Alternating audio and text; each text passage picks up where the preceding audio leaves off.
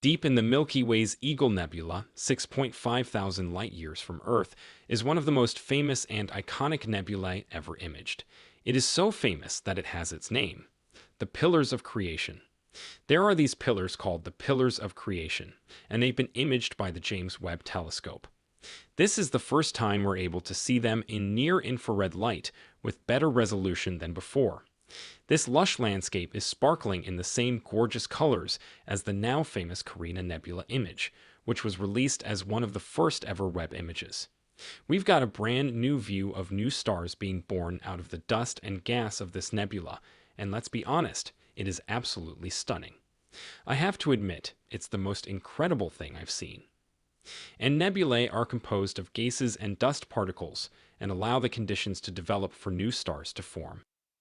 Small densities in the clouds give way to gravity, and surrounding particles will collapse inwards and ignite, forming new stars.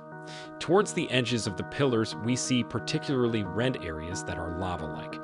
These are the imprints of material being flung from new stars as they form, and then radiating off that material once it's heated up to a certain point.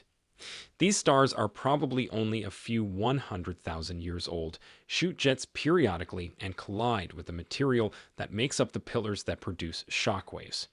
These shockwaves eventually create these wavy structures. The fact that it is glowing red tells us that hydrogen is present and emitting the near-infrared light picked up here by Webb's NOCAM instrument. This shot is great for seeing some of the jarring contrasts between cold and searing hot, with cloudy pillars being somewhat permeable and not so much like rock. Infrared eyes are perfect for viewing. 1,000s upon 1,000s of stars can be seen in the entire scene, bringing it to life. It's common to see a large amount of mass in images like this. In the Pillars of Creation, there are so many stars because they lie exactly in the plane of the Milky Way. So we're looking straight at a huge number of stars here. One thing that's missing from this photo is the presence of Earth. Notice that there are no background galaxies visible here. Every object you see is stars. This is because the nebula is embedded within the interstellar medium, and this successfully blocks the light from distant background objects, even in wavelengths of infrared that are good at sneaking through dust. Away from the main pillars, we see faint wisps of dust still lighting up in front of. The main pillars have a lot of interesting structures within them. There are smaller side pillars and loops that grow from the middle of the larger ones, appearing to rise from their rusty surroundings on the ground level. Lots of these details are similar to those we've seen in the Carina Nebula, and the images actually cover the exact same area on the sky. In this image, the red stars will be at the top and getting younger, whereas the blue stars are older and lower. What we're seeing in this image is how stars form and how their environments, like space, are created. And by giving us more precise images of these things, we're working to improve the theoretical models of how these processes occur.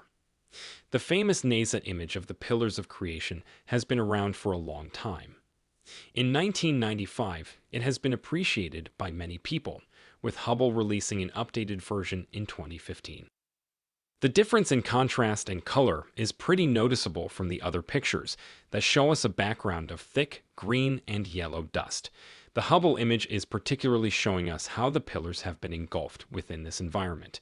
With Webb, though, we can pierce through that dust and see countless more stars. Hubble can actually see just a little bit of infrared light. So I used to use the visible and IR images of the pillars by Hubble to show the differences between what those two wavelengths can see. I guess now it's time to update that comparison and start using the high-res pillars. There are many other telescopes that have investigated this object too. It has been observed in pretty much every part of the electromagnetic spectrum. If we have time, let's take a look at this new Webb image to make sure it looks great.